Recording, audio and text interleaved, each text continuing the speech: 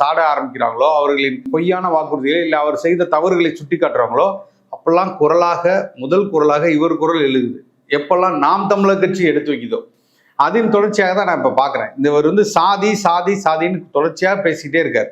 நான் ஒண்ணு கேட்கிறேன் அவர்கிட்ட, எந்த கட்சி இது நாள் வரை தொடர்ச்சியாக எல்லா இனத்தவர்களும், எல்லா சமூகத்தை சார்ந்தவர்களும், எல்லா சாதி சார்ந்தவர்களும் ஒன்றிணைத்து இவ்வளவு பெரிய மாநாடையும் இவ்வளவு பெரிய மக்கள் பிரச்சனைகளையும் எதிர்கொண்டு நீ சொல்ற பஞ்சமி நிலத்தை மீட்கணும்ட்டு இது நாள் வரை ஆட்சி கட்டில இருக்கக்கூடிய திமுகவும் அதிமுகவும் மட்டும்தான் அதை எடுத்திருக்கு.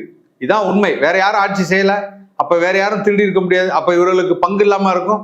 இதே வன்னியரசு அவர்கள் திமுக எங்கள்கிட்ட சொன்னிச்சு, உங்களுக்கு புது தொகுதியெல்லாம் இடம் கேட்கலாமான்னு கலைஞர் அவர்கள் சொன்னார்னு கேட்டவர் தான். அப்பெல்லாம் வாய்மூடி மௌனமா தான் இருந்தார். இன்னைக்கு எல்லா சமூகத்தையும் எல்லா சாதியினரையும் ஒன்றிணைத்து நாம் ஒருவர், இந்த மண் நமக்கானது, நாம் எல்லாம் ஒரு இனம் அப்படின்னு சொல்லி தமிழர் என்ற ஓர்மைக்குள்ள எல்லாத்தையும் ஒன்றிணைத்துக் கொண்டிருக்கிறார் அண்ணன் சீமான் அவர்கள். இதை ஒரு மாபெரும் புரட்சி